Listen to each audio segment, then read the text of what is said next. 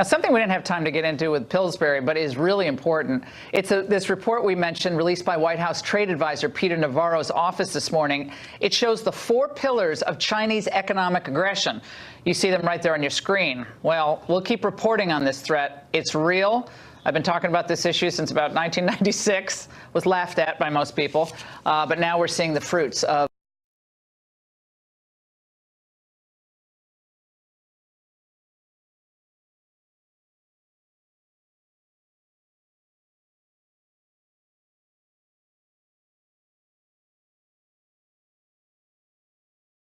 now be matched by congressional action. We're looking to answer key questions tonight. Is this a truly compassionate act? Did the administration fail to predict the negative optics of zero tolerance? And will the new policy do what he says he wants it to do? Continue to stay tough on illegal immigration. We've got team coverage tonight. Mike Tobin is live in Duluth, where the president hit hard on trade and immigration and had thousands cheering. Kristen Fisher with the latest details about a connection between the author of the Trump dossier and the Obama State Department. But we begin with Chief National Correspondent Ed Henry on the family separation debates. Ed? Shannon, good to see you. President Trump back in campaign mode tonight at that big rally you mentioned in Minnesota. Talked about cracking down on illegal immigration, how it will be a big plus for Republicans in the midterms. In fact, his senior advisor, Stephen Miller, has indicated they want to roll out a series of tough border security measures in the next few months to try and rally their base. While on the other side, Senate Democratic leader Chuck Schumer says he wants to help the kids on the border, but is blocking any legislation that would actually help the kids. And he may be doing that so he can rally the Democrats' base ahead of those midterms. So what we saw today was the president reversing himself on the child detention issue to try and mute the negative headlines and images along the border in the short term, to try and reframe this as a battle for money to build that wall on the southern border in the medium and long term, and play this as being tough on illegal immigration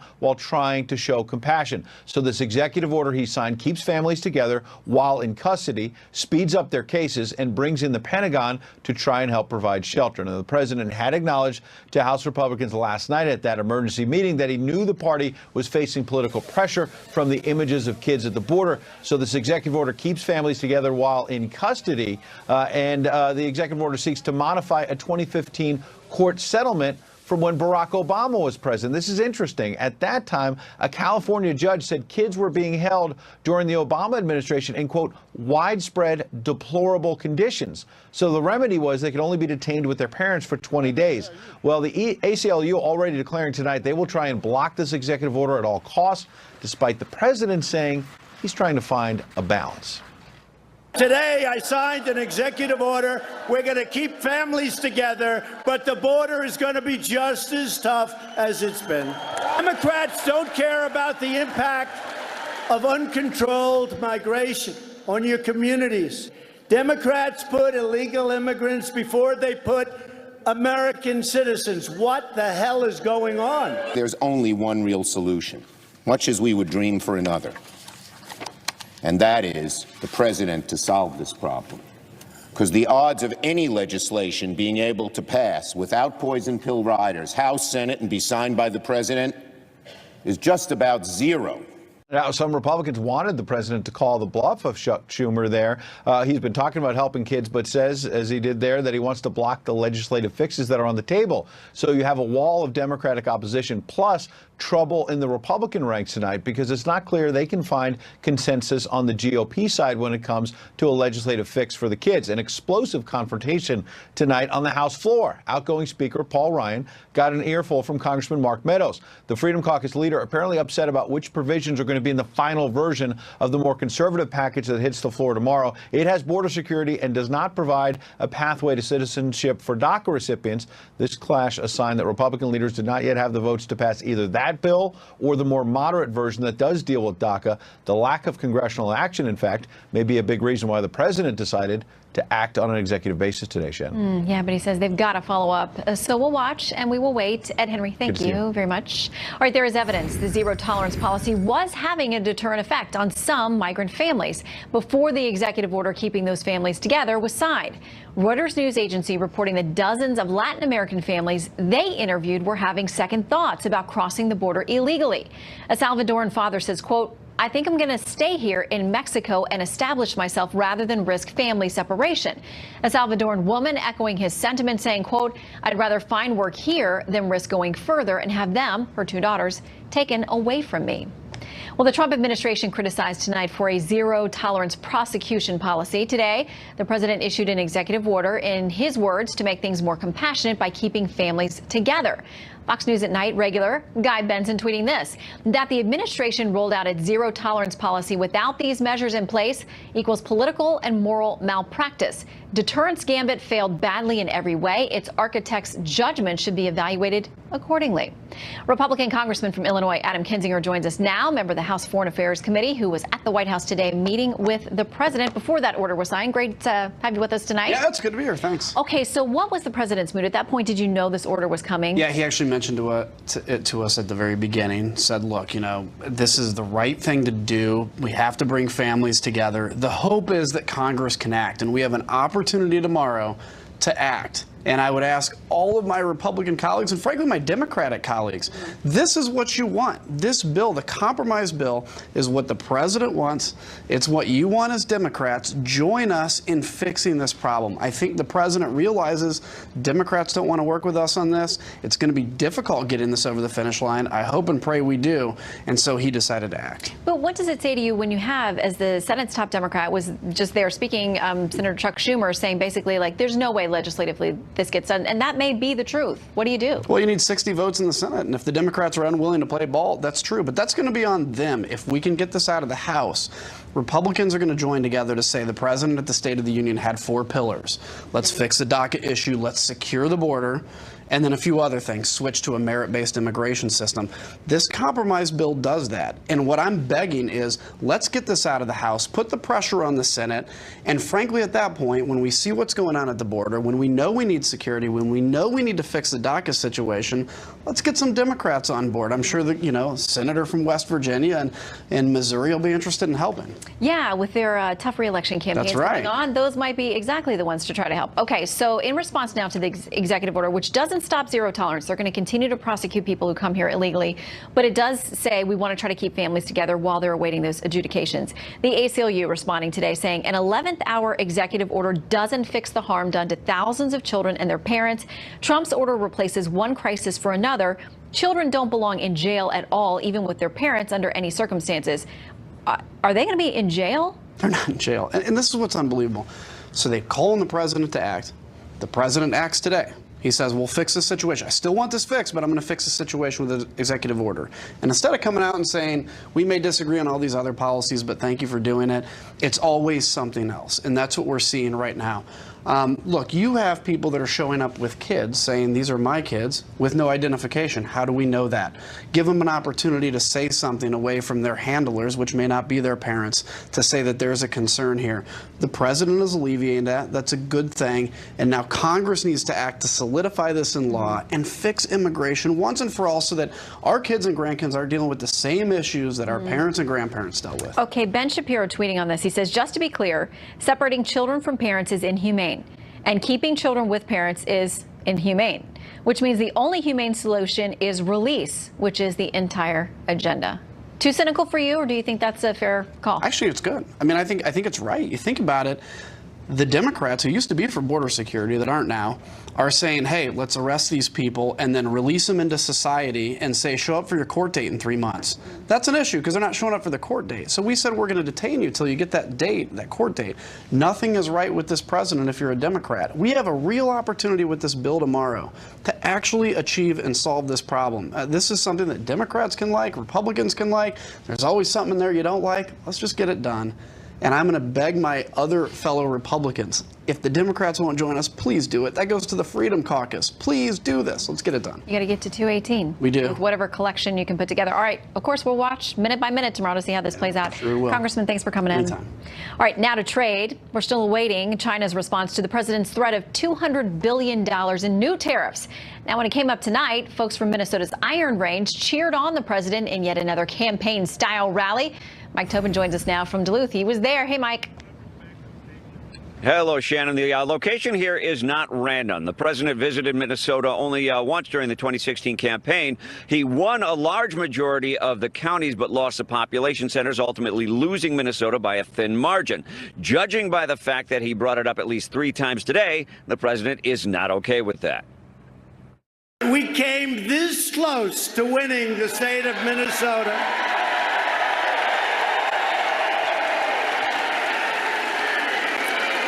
And in 2.5 years, it's going to be really easy, I think.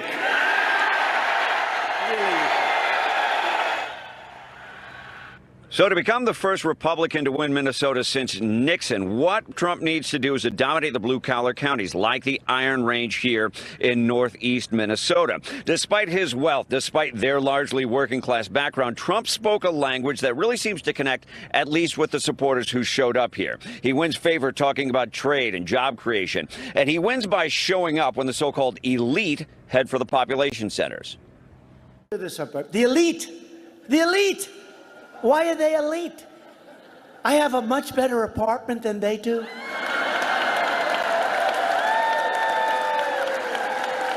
I'm smarter than they are.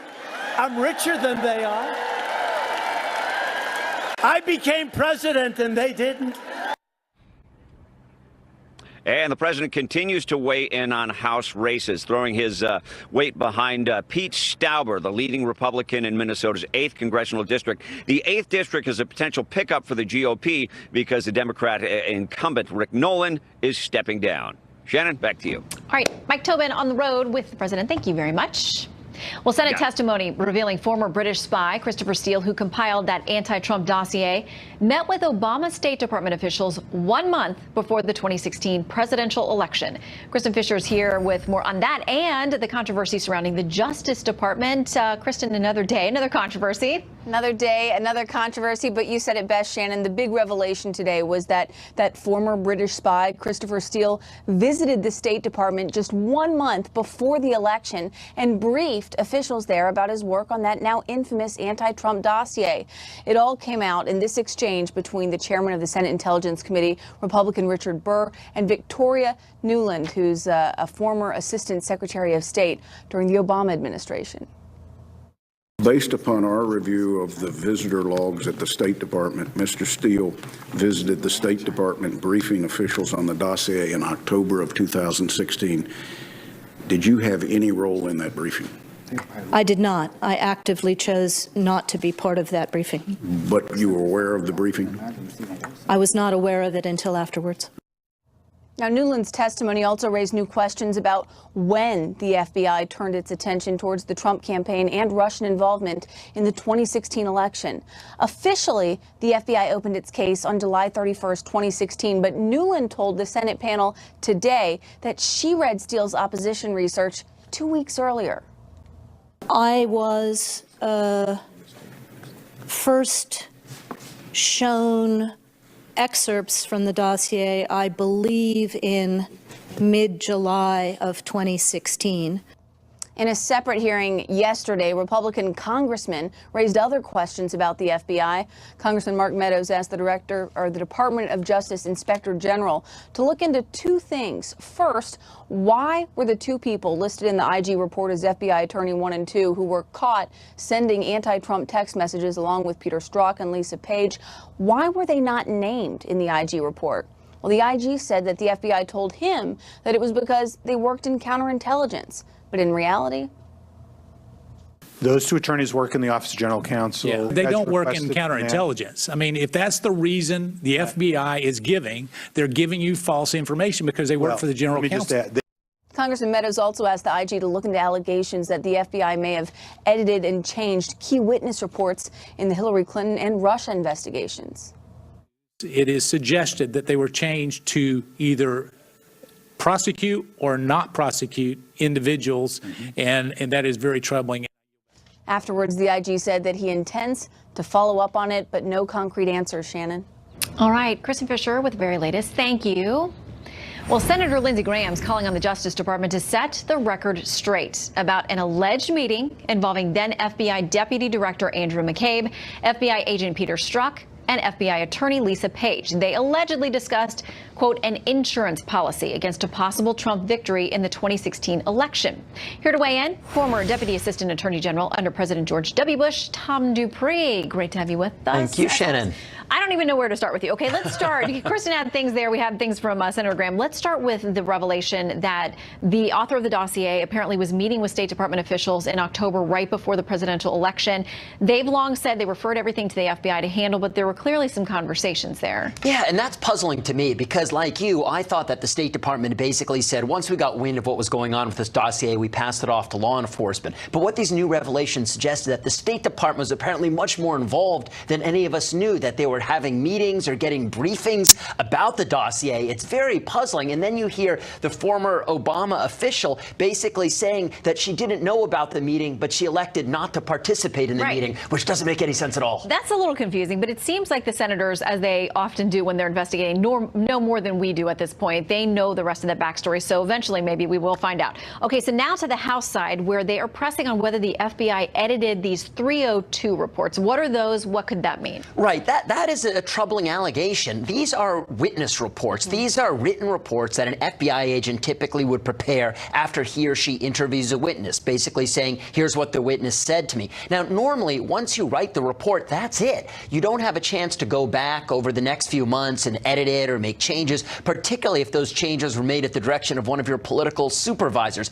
You can always add to it. You could say, I forgot something, but you would submit usually a new report. What is apparently being alleged here is something far different and far more troubling, that there are other people at the Bureau who basically said, we don't like what was in this witness report, so let's go and edit it a little bit to reach the outcome that we want. Yeah, I mean, that's what Congressman Meadows was talking about there. He said there are suggestions that they were changed to either wind up prosecuting or not prosecuting individuals. I mean, that's a pretty weighty decision. It sure is, and it's a weighty decision, and that's a very strong allegation. I mean, if it's true, it's extremely concerning, because the whole point of these witness reports is to get objective evidence that you can make an informed judgment as to whether to prosecute or not. And if you have people who are going back and editing the statements of the witnesses themselves in order to try to pivot this whole thing to the outcome you want, that's a real problem. Okay, so Senator Graham, this new letter that we have tonight, he's basically saying to the IG, who he had a chance to question on Monday, he kept pressing about these texts about this meeting in, quote, Andy's office, or this insurance policy that sounded like it was supposed to be against then candidate Trump becoming the president. He pressed him on whether that Andy was Andy McCabe. That's what everybody thinks. Apparently, the Inspector General replied to him. He doesn't recall that he was in that meeting, that kind of thing. We haven't been able to verify it was him. So Graham writes in this letter, I believe it would be of grave consequence if the deputy director of the FBI, that would be McCabe, met with the lead investigator in the Clinton email and Russia investigations, that would be Strzok, to talk about a, quote, insurance policy against Donald Trump's victory in 2016. That would show bias and inappropriate behavior at the highest levels of the FBI. He says in this letter, how do you plan to fix the discrepancy? How do you plan to square these accounts? And he's demanding the information. Now, as a senator, can he get that? Well, he can certainly put a lot of pressure on the Inspector General, and I think that he's raising very fair questions. We have what really is a conflict in the evidence. We have some people who said there was a meeting in McCabe's office to discuss this insurance policy. McCabe apparently saying, I didn't know anything about this. I wasn't part of that discussion. But we have a conflict in the evidence. And I think what Senator Graham is saying very reasonably is to the Inspector General, what are you going to do here? Are you just going to accept that we have conflicting evidence, or are you going to try to get to the bottom of what happened here? Because if it turns out that the deputy director was a participant in a meeting where they're discussing getting an insurance policy against the election of President Trump, that's a pretty serious matter. Yeah, and you have to wonder, and he said in the report, too, that there was an assumption throughout the Bureau that Hillary Clinton was going to be the president. So you imagine that they never thought they were going to have to discuss these conversations is only what we can surmise at this point. And here we are today. Yeah, endlessly discussing them. With you, Tom, thank you so much. Thank you, Shannon. All right, from Peter Fonda's outrageous tweets, one against the First Lady Melania Trump, to new reported threats to ambush Trump officials, to knocking America on national TV. Trace is tracking it all down. Okay, so you can at least concede that what's going on in North Korea and Saudi Arabia is different and worse than what's going on in this country. I think it's different. Whoa, with the outrage boiling over, where does it go from here? Leslie Marshall, Larry O'Connor, just around the corner, right here on Fox News at Night. From Hollywood actor Peter Fonda's vulgar remarks about the president's son, the First Lady, and Sarah Sanders, to liberal activists celebrating last night's ambush of the Homeland Security Secretary. Tensions are boiling over with no end in sight. Trace Gallagher is looking into a few of these cases for us tonight. Hey, Trace. Shannon, initially Peter Fonda was unapologetic for his flurry of vulgar and threatening tweets, calling Press Secretary Sarah Sanders the C word, calling for violence against Homeland Security Secretary Kirstjen Nielsen, and writing this, quoting, "We should rip Barron Trump from Mother's arms and put him in a cage with pedophiles and see if Mother will stand against the giant a-hole she is married to." But after a social media backlash and Secret Service inquiry, Fonda released a statement to Fox News apologizing, quote, "It was wrong and I should not have done it. I immediately regretted it and sincerely apologized to the family for what I said and any hurt my words have caused."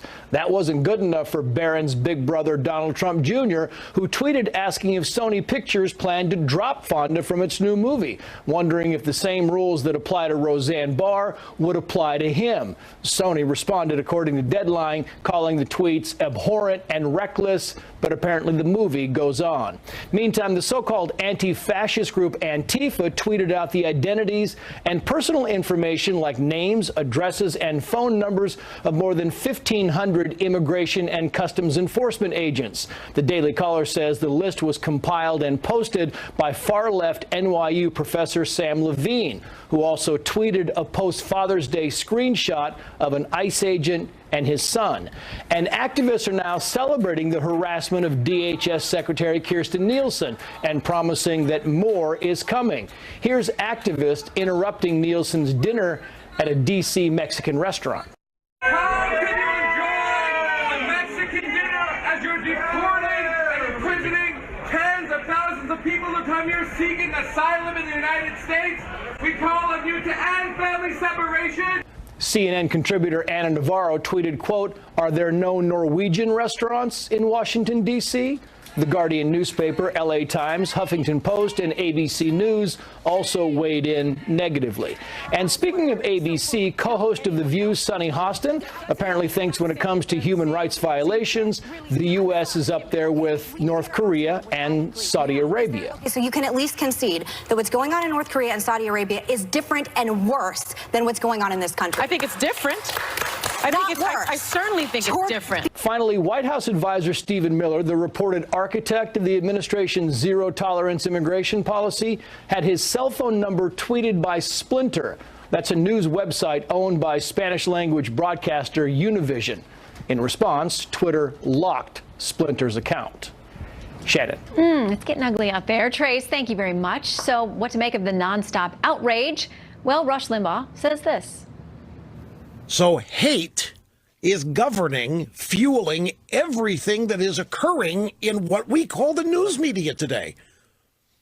Virtually every news story today has a component driving it, which is hate. Let's see what our panel thinks. Fox News contributor and syndicated radio talk show host Leslie Marshall, and radio host of WMAL in Washington, D.C., and associate opinion editor at the Washington Times, Larry O'Connor. Welcome to you both. Hi. Hi, Shannon. Leslie, what do you make of that there's this thread of hate in most media stories out there these days?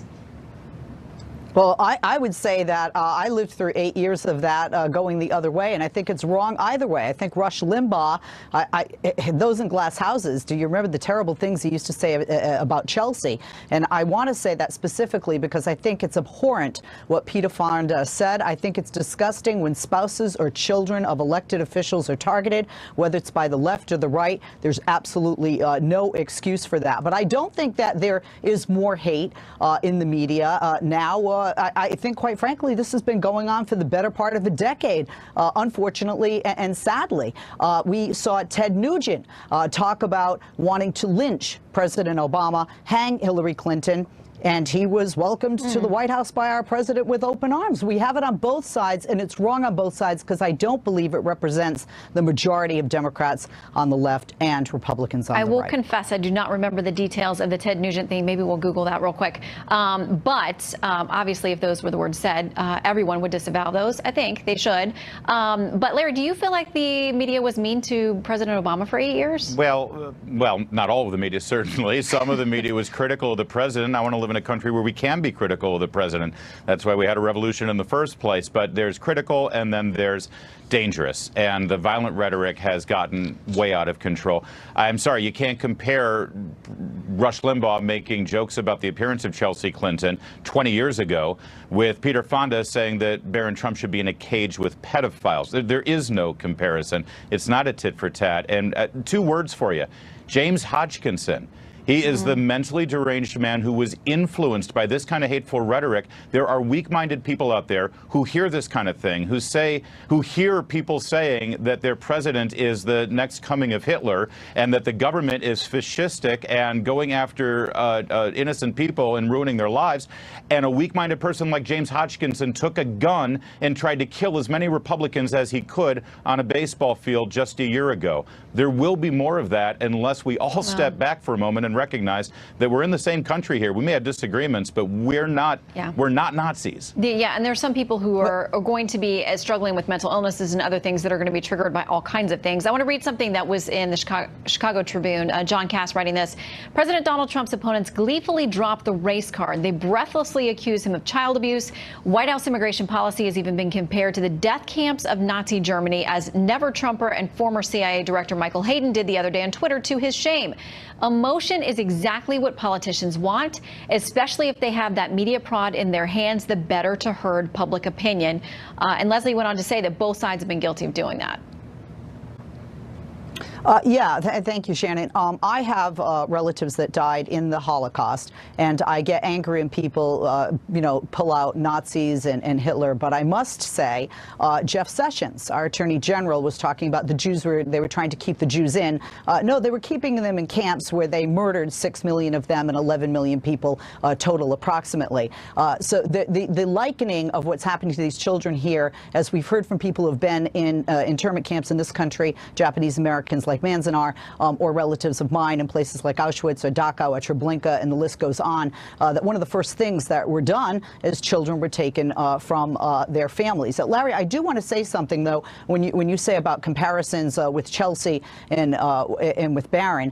Ann Coulter talked about we should just shoot immigrants as they come over the border. Corey Lewandowski mocked a Down syndrome child being ripped from his mother's arms, and our own president mocked a disabled journalist when he was on the campaign trail. He continues to deny that.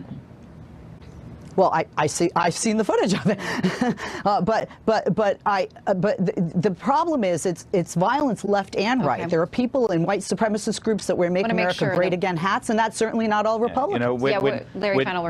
When Democrat politicians get picked off during a baseball practice, then we can start talking. As of now, we've had Republicans who are attacked for their political views by members of the fringe left. And it's not just James Hodgkinson. There have been other incidents as well.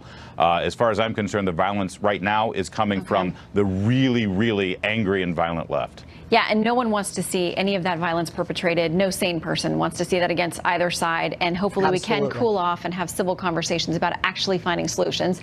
Leslie and Larry, thank you for your civil conversation. Thank you. All right, while President Trump ends the practice of separating families, the Department of Health and Human Services is fighting back, saying the facilities they house children in are a far cry from what you have been led to believe. We've got some exclusive new video. You'll see it next. Plus, California handcuffing the police. Some say proposed legislation will limit the ability of law enforcement officers to react quickly to dangerous situations.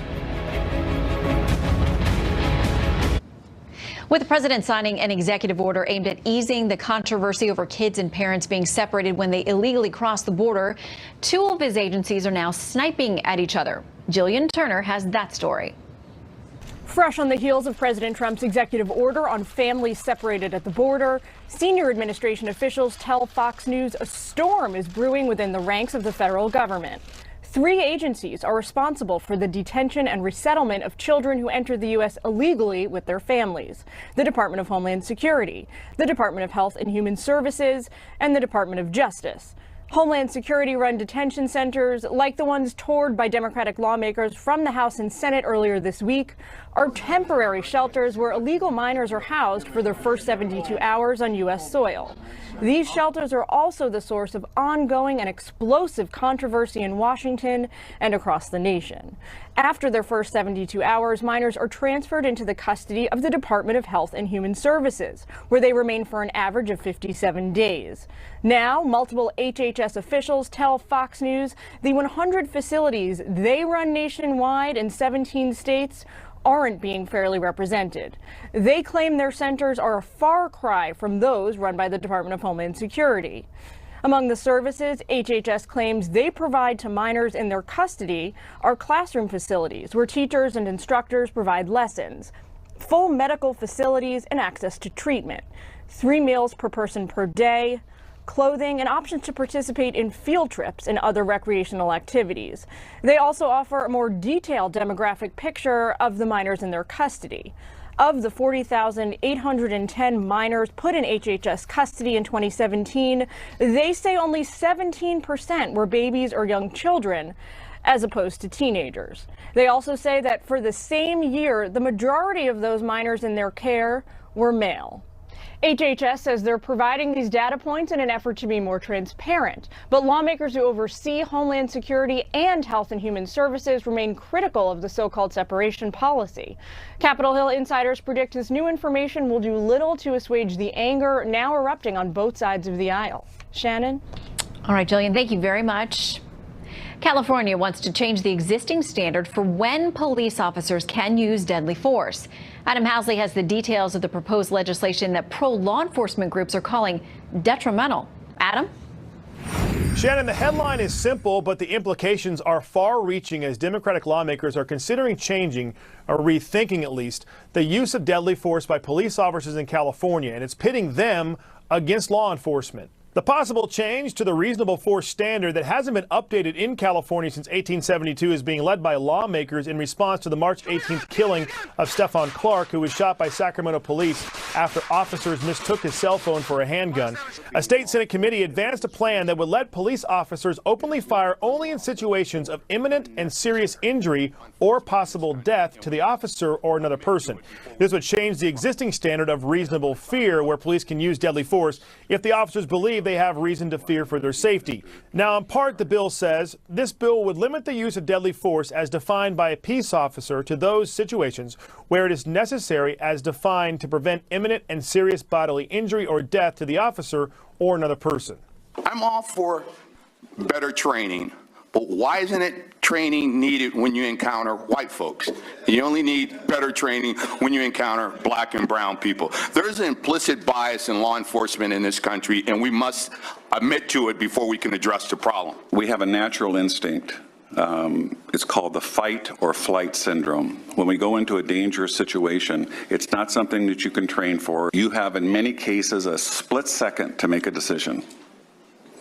And in that split second, you've got to make the right decision. That's hopefully the right decision for everyone involved. Shannon, pro-law enforcement groups say this will only endanger police officers as they encounter dangerous suspects. Also, some numbers for you. In 2016, there were about 10,000 assaults on officers here in California.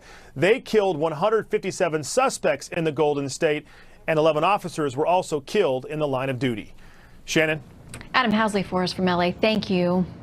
Europe is struggling with its own set of immigration problems. New accusations tonight. Leaders there are guilty of double standards and hypocrisy on this issue of family separation. Former UK independence leader Nigel Farage joins us next to set the record straight.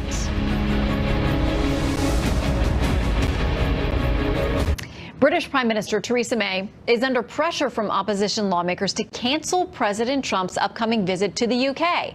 She's harshly rebuking the president's family separation practice, which he ended by executive order today, claiming it's not the way Britain approaches this issue. Nigel Farage is a Fox News contributor and former UK independence leader. He joins us now to weigh in. Nigel, great to have you with us. Thank you. Okay, I want to play a little bit of what Prime Minister May had to say, and then we'll get your reaction. The pictures of children being held in what appear to be cages are deeply disturbing. This is wrong. This is not something that we agree with. This is not the United Kingdom's approach. Indeed, when I was Home Secretary, I ended the routine detention of families with children. Now, Nigel, some of her critics are saying that's not exactly accurate. What do you say?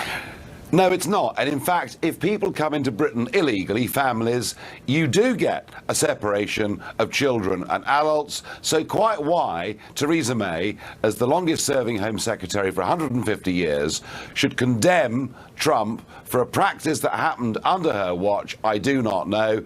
It's just that she has to join the politically correct tide that criticizes Trump for whatever he does. And I have to say, I find the whole thing pretty embarrassing, frankly. What do you make of the calls for British leaders to refuse to meet with President Trump when he comes to visit? Do you know, look at Macron, look at France. You know, different politics to Trump, diametrically opposed, and yet on Bastille Day, the president went to Paris, the red carpet was rolled out, he was treated with the respect that the leader of the USA should be, and yet we have got this lunatic left in the UK, Sadiq Khan, the Mayor of London, Jeremy Corbyn, leader of the Labour Party, who don't want President Trump to even come to our country, who want to protest against him being there. It's amazing. You know, with Brexit, with Trump in 2016, the Atlantic should have got a whole lot narrower. The reality is it's actually got wider, I'm sorry to say. Well, and look what's happened with President Trump and President Macron. I mean, it's a full-fledged bromance at this point. So those two have seemed to work things out, as you point out. Now, I want to talk about these bills in Hungary that have now been passed that are called the Stop Soros bills that essentially, here's what one report says. This is out of Reuters Budapest, saying this: the Hungarian people rightfully expect the government to use all means necessary to combat illegal immigration and the activities that aid it. That comes from their interior minister. He says the Stop Soros package of bills serves that goal, making the organization of illegal immigration a criminal offense. We want to use these bills to stop Hungary from becoming a country of immigrants. Wow. Well, because what Soros has done, he's actively encouraging people to come across the Mediterranean, to flood Europe. And OK, you know, Angela Merkel played the useful idiot in many ways in helping this to happen. I think we underestimate who George Soros is. You know, the Open Society organization that he funds has already spent $15 billion in campaigning, and it's due to receive another $20 billion. This is an organized attempt on a huge scale to undermine nation states, to undermine democracy, and to fundamentally change the makeup, you know, demographically of the whole of the European continent. And thank goodness Viktor Orban in Hungary has got the courage to stand up against him. But I tell you something, if you criticize Soros, his media friends accuse you of being an anti-Semite. It is quite extraordinary. And I really feel that Soros, in many ways, is the biggest danger to the entire Western world. And he's got very deep pockets, as we know. Yes. Nigel Farage, great to have you with us on Fox News at Night. Thank you. All right, Thank you very much. When we return, Howie Kurtz takes a look at the media's coverage of President Trump's handling of this family separation policy and criticism from an unlikely source. That story's next. In the media hysteria over the family separation controversy, context, as usual, is everything. So we went to Media Buzz host Howie Kurtz for his unique take. 95% of the media's coverage of President Trump's handling of this issue has not only been negative, but filled with the kind of moral condemnation we haven't seen since Charlottesville. The images and leaked audio of crying children being separated from their families at the border has roused fierce attacks on the president as inhumane from left-leaning journalists and commentators, and there's been a split among conservative pundits. Donald Trump is lying. The people around him are lying. They realize how bad this makes them look. They realize how bad this makes America look. It is child abuse to separate children from their parents unless it's necessary to save a human life, and that's not the case here. The spectacle of illegal immigrants separated from their children at the border has ceased to be a news story in any traditional sense of the term. It is now an event, a kind of competition in which elites vie to see who can reach greater heights of rhetorical excess and self-righteous posturing. The conservative New York Post and Wall Street Journal have run scathing editorials on the Trump policy. Radio host and Trump loyalist Hugh Hewitt says this may be the president's Katrina. And the press has been quick to quote people like Laura Bush, dissenting Republican lawmakers, and religious leaders. Now, mainstream outlets repeatedly accused the president of lying and saying he couldn't change the policy unilaterally until he did yesterday. There were mixed messages. Jeff Sessions and John Kelly had publicly said that zero tolerance could lead to family separations. But much of the media is leaving out important context. The conditions of these warehousing facilities for the children dates to the Obama administration. There was little outcry then. A court decree does require that detained children be freed within 20 days. And when Chuck Schumer rejected GOP proposals for a quick fix, he wasn't accused of ignoring the children's plight. Immigration is complicated. Heart-rending pictures of crying kids are not. But for all the media anguish, 55% of Republicans in a Quinnipiac poll approved of the president's policy on migrant families. Shannon? All right, Howie Kurtz, thank you very much. Up next, our midnight hero making a difference one stitch